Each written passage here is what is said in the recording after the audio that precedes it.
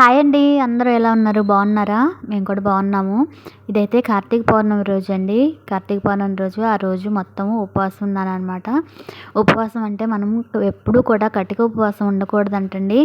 ఏదో ఒకటి పాలు, పళ్ళు అవి తీసుకుంటూ ఉపవాసం అయితే ఉండాలి. ఇంకా ఆ రోజైతే నేను ఉదయం నుంచి ఉపవాసం ఉన్నాను. సాయంత్రం వరకు ఉన్నామన్నమాట. నేనైతే ఇంకా పళ్ళైతే కొంచెం పళ్ళు తీసుకొని వెంటనే పొద్దున్నే అయితే తినండి. కొంచెం ఆకలి అయ్యేంత వరకు ఆగుతాను. ఇంకా అలా ఆకలి అయిన తర్వాత ఏదైనా 2 ఫ్రూట్సు, కొంచెం పాలు తాగుతాను. మళ్ళీ మధ్యాహ్నం టైంలో ఒకసారి, మళ్ళీ సాయంత్రం టైంలో ఒకసారి ఆకలి అయినప్పుడు మాత్రం కొంచెం డల్‌గా ఉంది అనుకుంటే కొంచెం కొంచెం తింటూ ఉంటాననమాట. పూర్తిగా అయితే ఉపవాసం అయితే అసలు ఎప్పుడూ కూడా చేయకూడదు. ఇంక ఇలా అయితే ఉపవాసం ఉండి ఆ రోజు పనులన్నీ కంప్లీట్ చేసుకుంటున్నానండి. ఇంకా ఆ రోజు మధ్యాహ్నం వరకు ఆ రోజు మధ్యాహ్నం నుంచి అయితే మొత్తం పనులన్నీ స్టార్ట్ చేశాను. పులిహోర చేద్దామని అయితే రోజు బియ్యం అయితే కడిగి పెట్టేశాను. కార్తీక పౌర్ణమి రోజు కానివ్వండి, కార్తీక మాసంలో ఎప్పుడైనా కానివ్వండి, కార్తీక మాసంలోనే కాదు మనం ఎప్పుడైనా కానివ్వండి, ఎవరికైనా లేని వాళ్ళకి అన్నదానం చేస్తే చాలా మంచిది కదా. నేను ఇలాగే ప్రతి సంవత్సరం కార్తీక మాసం రోజైతే ఉపవాసం ఉంటాను కదా. ఏదైనా నైవేద్యం లాగా దేవుడికి చేసినట్లు ఉంటుంది. ఇంకా అదే కొంచెం ఎక్కువ చేస్తానండి. ఇంకా దాన్ని కొంచెం ఎక్కువ చేసేసి గుడి దగ్గరికి వెళ్ళేసి అక్కడ పేదవాళ్ళు ఉంటారు కదండి, వాళ్ళందరికైతే పంచిపెడతానన్నమాట. ప్రతి సంవత్సరం కార్తీక మాసంలో నేను చేస్తూనే ఉంటాను. ఇలా అయితే మధ్యాహ్నం నుంచి అయితే బియ్యం కడిగి పెట్టేశాను. ఇల్లు చిమ్మేసి ఇంకా మళ్ళీ ఇల్లంతా శుభ్రం చేసుకుంటున్నానండి. మధ్యాహ్నం నుంచి స్టార్ట్ చేస్తే కానీ సాయంత్రం లోపు నాకు మళ్ళీ పూజ టయానికి ఇల్లంతా మొత్తము నీట్గా క్లీన్ అవ్వదనమాట. ఇంకా మనము ఆ రోజు ఉపవాసం ఉండి ఒక్కొక్కళ్ళు పని చేయకూడదు అంటారు, ఒక్కొక్కళ్ళు చీపురు పట్టుకోకూడదు అంటారు, అలా అంటూ ఉంటారు. అలా ఏముండదండి, మన పనులు మనం చేసుకోవాలి, తప్పదు కదా. ఇంక ఇలా అయితే నేను కొంచెం ఇల్లు తుడిచే నీళ్ళలో కొంచెం రాళ్ళ ఉప్పు, కొంచెం పసుపు వేసి అయితే నేను ఇల్లంతా ఇలా తుడుస్తున్నానండి. రోజు సాయంత్రం పూటైతే ఇల్లు తుడుస్తాను. ఉదయం పూట కుదరటం లేదు కదా, 2 పూటలు అంటే కుదరదు కాబట్టి ఉదయం పూజ చేసుకునేటప్పుడు వంట రూమ్ వరకు, అంటే దేవుడి మందిరం ఉన్నంత వరకు అయితే క్లీన్ చేసుకుంటాను.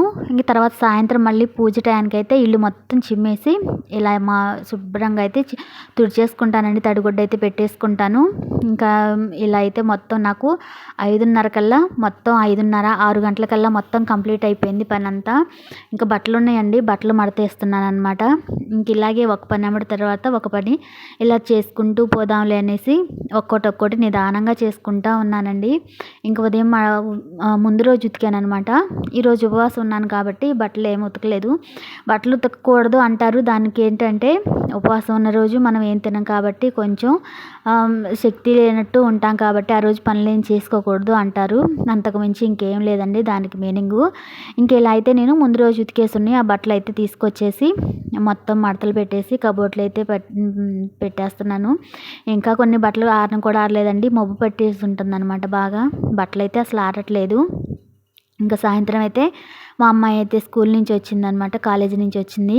ఇంకా స్నాక్స్ ఇచ్చేసి ఇంకా ఇవే ఉంటాయి, కొంచెం ద్రాక్ష జ్యూస్ అయితే చేస్తున్నానండి. కొంచెం చేశానంటే ఇంకా మా అమ్మాయికి కొంచెం, నేను కొంచెం అయితే తాగుదాంలే అనేసి ద్రాక్షకాయలు అయితే జ్యూస్ పెడుతున్నాను అనమాట. ఉదయాన్నే మా స్వామి అయితే కాయలు తెచ్చి ఇచ్చారు.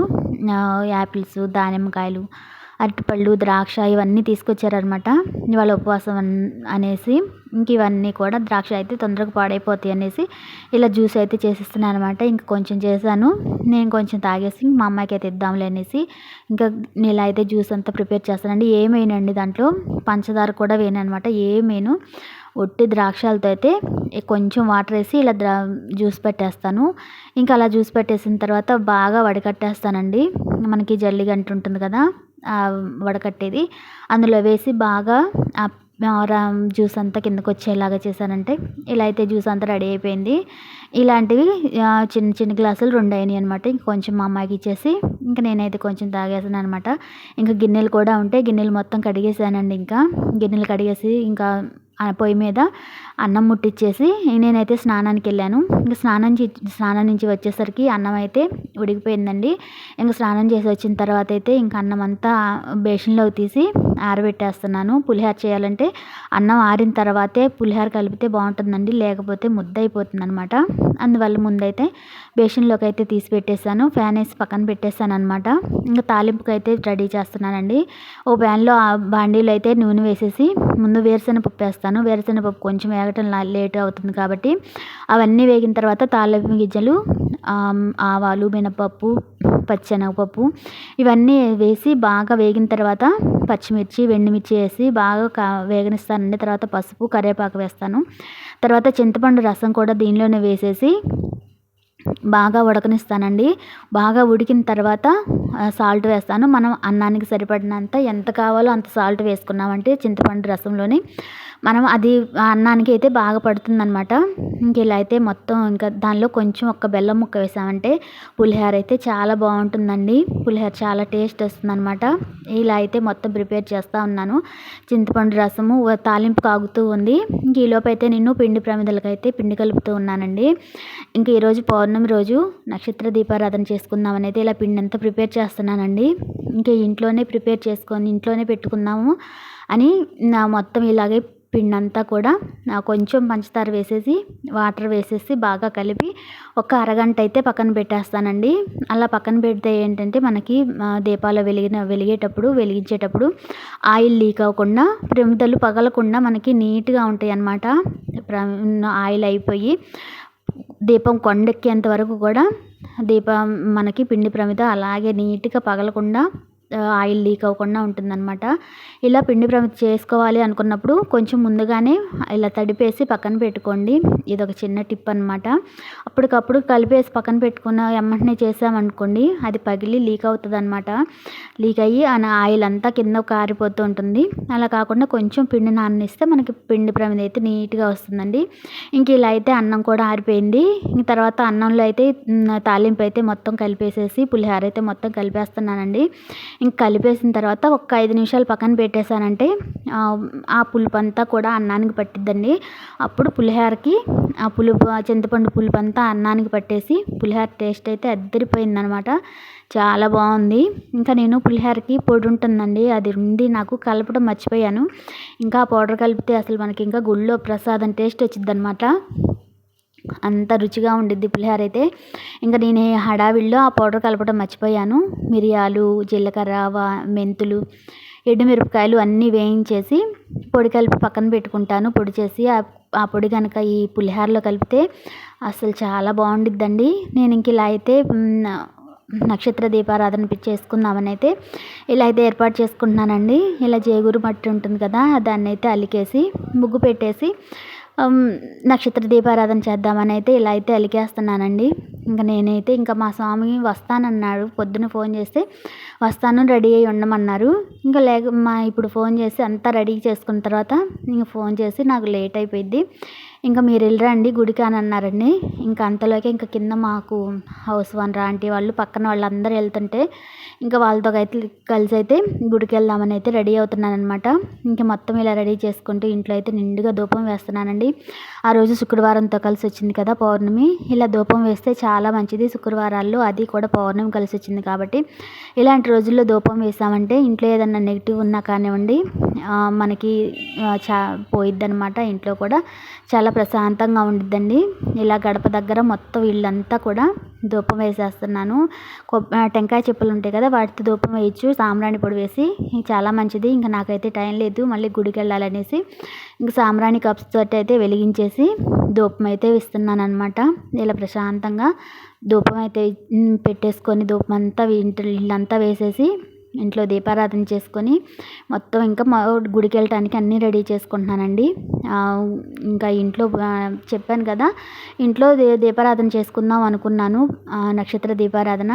కానీ అస్సలు టైం లేదండి. ఇంకా అదే ఇంక మనం ఒకటి తెలిస్తే దేవుడు ఒకటి తెలుస్తాడన్నట్లు ఇంకా అదే ఆ శివయ్య నిర్ణయం అనుకొని ఇంకా నా గుడిలోకే తీసుకెళ్ళానండి. ఇంక అన్నీ రెడీ చేసుకొని నక్షత్ర దీపారాధన కూడా గుడిలోనే చేసుకుందాంలేనైతే మొత్తం ఇంకా బుట్టకైతే సర్దేసుకున్నాను. ఇంకా అక్కడికెళ్ళి మనం ఏమి వెతుక్కోకుండా వాటరు, పేపర్సు, బొత్తులు, 325 ఎత్తులు, బియ్యము, పసుపు, కుంకుమ మొత్తం అయితే బుట్టకైతే సర్దేసుకున్నాను. ఇంక ఇలా అయితే నేను పులిహోర అంతా ఇలా ప్యాక్ చేస్తున్నానండి.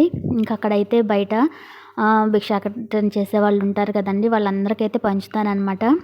నాకు ఉన్నంతలో, నాకు చేతైనంతలో ఎవరో ఒకళ్ళకి ఏదో ఒకటి సహాయం చేయాలన్నది నాకు చాలా ఇష్టం అండి. ఎప్పుడైనా గుళ్ళకెళ్ళినా కానివ్వండి, ఇలాగైతే చేసి తీసుకెళ్ళి పంచుతూ ఉంటాను. ఇలా ప్యాకెట్స్ అయితే కడుతున్నానండి పులిహోర. ఇంకా మా అమ్మాయి కూడా వచ్చి హెల్ప్ చేస్తుంటే టైం అవుతుందని ప్యాకింగ్ చేస్తుంటే నేనైతే ఇలాగైతే దారం కట్టేస్తున్నాను. ఇంక ఈ ప్యాకింగ్ అయిపోయిన తర్వాత వీటితో పాటు ఇంట్లో ఫ్రూట్స్ ఉన్నాయన్నమాట. అరటిపళ్ళు ఇవి 2 కలిపి ఇచ్చేద్దాంలే అని అయితే మొత్తం ప్యాకింగ్ చేస్తున్నానండి. కార్తీక మాసంలో మనం చేసే పుణ్యం, దానము ఇవేనండి మనకి మంచి ప్రతిఫలాన్ని ఇచ్చేది. దీపారాధన, దేవుడికి దండం, దేవుడికి పూజ వీటన్నిటితో పాటు ఇలాంటి అప్పుడప్పుడు కూడా ఇలాగా పేదలకి ఎప్పుడన్నా అన్నదానం చేస్తుంటే మనకి మన ఇంటికి చాలా మంచిదన్నమాట. నాకు ఎప్పుడన్నా చేయాలనిపిస్తే మాత్రం మంచి మంచి దినాలు ఎప్పుడైనా పండగలప్పుడు ఇలాగైతే వండి ప్యాకింగ్ చేసి పిల్లల చేత ఇచ్చి పంపిస్తానండి నేను. వాళ్ళే ఎవరైనా ఉంటే పని చేసుకొని వస్తారనమాట. ఇంక ఇలా అయితే గుడికైతే వచ్చేసామండి. గుడిలో అయితే మామూలు రష్ లేదండి. అసలు కాలు తీసి కాలు పెట్టడానికి లేదనమాట. అంత రష్గా ఉంది. ఇంకైతే ఇట్లయితే ఒక పక్క జ్వాలాతోరణం జరుగుతుంది, ఒక పక్క శివయ్య కళ్యాణం జరుగుతుంది, ఒక పక్క జనం ఇట్లా దీపాలు పెట్టుకుంటూ ఉన్నారు. ఇంకా ఇట్లా అయితే ఒక దగ్గర అయితే ప్లేస్ చూసుకొని కూర్చొని దీపారాధన అయితే మొత్తం చేస్తాను అనమాట. నీళ్ళతో శుభ్రం చేసుకొని బియ్యం పిండితో ముగ్గు వేసి 27 పిండి ప్రమిదలు చేసి ఇలా నక్షత్ర దీపారాధన చేసి గౌరమ్మను చేసి పూజనైతే చేసుకున్నాను. తాంబూలం పెట్టేసి కర్పూర హారతి ఇచ్చేసి ఇలా పూజ అయితే చేసుకుంటున్నానండి ప్రశాంతంగా. పెద్ద గుడి అండి. ప్రాంగణం అయితే చాలా పెద్దది. అసలు జనం అయితే అసలు ఇసుకేస్తే రాలట్లేదనమాట. అంత జనం వచ్చారు. అన్నదానం కూడా చేస్తారండి బయట. ప్రతి ఒక్కళ్ళకి ఎంతమంది వచ్చినా కానివ్వండి ఈరోజు అన్నదానం కూడా ఏర్పాటు చేశారు. చూద్దాము ఇంకా టైం ఉంటే తిన్నాము, లేదంటే ఇంటికాడ మొత్తం ఏర్పాటు చేసుకొని వచ్చాను కదా, ఇంటికాడికి వచ్చాయని తిన్నాంలే అనుకుంటున్నాము. ఇంక ఇలా అయితే మొత్తం పూజ అంతా కంప్లీట్ చేసుకొని కళ్యాణం జరుగుతుంది. అందరూ కూడా కళ్యాణం దగ్గర కూర్చొని ఉన్నారన్నమాట. ఒక పక్కకు జ్వాలాతోరణం జరుగుతుందండి. ఇలా ఈరోజు జ్వాలాతోరణం కింద నుంచి ఆ శివయ్యతో పాటు తిరిగితే ఆ నరకలోక బాధల నుంచి తప్పించుకుంటామని అదొక నమ్మకం అన్నమాట. ప్రతి సంవత్సరం కూడా ఉంటాము. ఈ సంవత్సరం మా వారు స్వామి లేరు కాబట్టి అంతా అయిపోయిన తర్వాత అసలు మామూలు రష్ లేదండి. ఇంకా జనంలో వెళ్ళలేక భయం వేసి అంతా అయిపోయిన తర్వాత వెళ్దాంలే అని అయితే పక్కన నుంచో ప్రశాంతంగా ముందైతే దీపం వెలిగించుకుంటున్నాను. ఇంక ఇలా అయితే 27 నక్షత్రాలతోటైతే దీపారాధన అయితే మొత్తం చేసుకుంటున్నానండి. చూస్తున్నారు కదా, ఇది ఇక్కడ జ్వాలాతోరణం జరుగుతుంది. వేరే వాళ్ళు వీడియో తీస్తే నాకు ఇచ్చారనమాట. ఇంకా అది అప్లోడ్ చేస్తుంది, దీనిలో కలిపేశాను. అసలు ఎంత జనమోనండి. అసలు ఆ జనంలో పాపం తొక్కేసలాట్లు పడిపోయే వాళ్ళు చాలామంది ఉంటారు. ఇంకా ఆ జనంలో మేము వెళ్ళలేక ఓ పక్కనైతే కూర్చొని ఇంకా లాస్ట్లో అయితే వెళ్ళేసి ప్రదక్షిణ చేసుకొని అటు ఇటు జ్వాలాతోరణం కింద తిరిగేసి వచ్చేస్తామన్నమాట. జ్వాలాతోరణం కింద తిరిగి లేదా అక్కడ దాని నుంచి వచ్చి ఆ నుస్సు ఉంటుంది కదా, దాన్ని తీసుకొని బొట్టు పెట్టుకున్నా కానీ ఆ రోజు చాలా మంచిదండి. ఇంక ఇలా అయితే మేము ప్రశాంతంగా పూజ చేసుకొని ఆ శివయ్య కళ్యాణం కొంతసేపు చూసుకొని ఇంకా అన్నదానం జరుగుతుంటే ఇంకా ఆ రోజు అన్నదానం ఇంకా దేవుడి ప్రసాదం ఎందుకు వదులుకోవడం అనేసి ఇంకా కొంచెం అయితే టిఫిన్ లాగా పప్పు పొంగలి, చట్నీ లాగా ఏర్పాటు చేశారు. భోజనాలు ఏర్పాటు చేశారు. చాలా రకాలు పెడుతున్నారండి. ఇంకా మాకు ఏది దొరికితే అది తినేసి వెళ్ళిపోదాంలే అనుకుని ట్రై చేసాము. ఇంకా పప్పు పొంగలి అవి పెట్టించుకొని తినేసి ఇంటికి కూడా అయితే వచ్చేస్తున్నాం అనమాట. చూస్తున్నారు కదా అసలు జనం అసలు ఎలా ఉన్నారంటే అండి, ఇసుకేస్తే రాలేదన్నమాట. అంత జనం, అంత రష్గా ఉన్నారు. గుడి కూడా చాలా పెద్ద గుడి అండి. గుడి ప్రాంగణము చాలా పెద్దదన్నమాట. ఇంకా బయట లోపల అంత పెద్ద ప్రాంగణం అనమాట. ఇంకా మేమైతే ఇలా ప్రశాంతంగా శివయ్యని దర్శనానికి అయితే వెళ్ళలేదులేండి. ఇంకా దర్శనం వెళ్ళకుండా బయట నుంచే దండం పెట్టి వేసుకొని ఇలా శివయ్యని అయితే జ్వాలాతోరణం అన్నీ చూసుకొని ప్రశాంతంగా అయితే శివయ్యని అయితే కళ్ళారా చూసుకొని కళ్యాణం చూసి కొంచెం సేపు కళ్యాణం దగ్గర కూర్చున్నాము. ఇక్కడైతే కళ్యాణం జరుగుతుందండి. ఆ శివయ్యను కూడా మీరు కూడా దర్శనం చేసుకొని దండం పెట్టుకోండి. ఇక్కడ వీళ్ళు ఈరోజు ఉభయదాతలు అనమాట. ఇంకా వాళ్ళ చేత కళ్యాణం చేపిస్తూ ఉన్నారండి. ఇంక ఇలా అయితే కళ్యాణం జరిగిపోయింది. ఇంకా మేమైతే అక్కడే భోజనం కూడా చేసేసి ఇంటికైతే బయలుదేరుతున్నాం అనమాట. ఇంక ఇంటికి వచ్చేసరికి మాకైతే 9:30 అట్లా అయిపోయిందనమాట. ఇంక వచ్చేసి ఇంటి దగ్గరకు వచ్చేసి ఇంక పడుకున్నామండి. ఇంకా ఇదేనండి ఈరోజు వీడియో. ఈ వీడియో కనుక మీ అందరికీ నచ్చినట్లయితే ప్లీజ్ లైక్ చేయండి, షేర్ చేయండి, సబ్స్క్రైబ్ చేయండి. ఇంకా మంచి మంచి వీడియోస్ కోసం నా ఛానల్ని తప్పకుండా సబ్స్క్రైబ్ చేసి పక్కనే ఉన్న బెల్ ఐకాన్ క్లిక్ చేయడం వల్ల నోటిఫికేషన్ రూపంలో వీడియోస్ అన్నీ మీ అందరికి వస్తాయి అన్నమాట. మరో మంచి వీడియోతో మళ్ళీ మీ అందరి ముందుకు వస్తాను. మరి అంతవరకు నమస్తే అండి. Thanks for watching.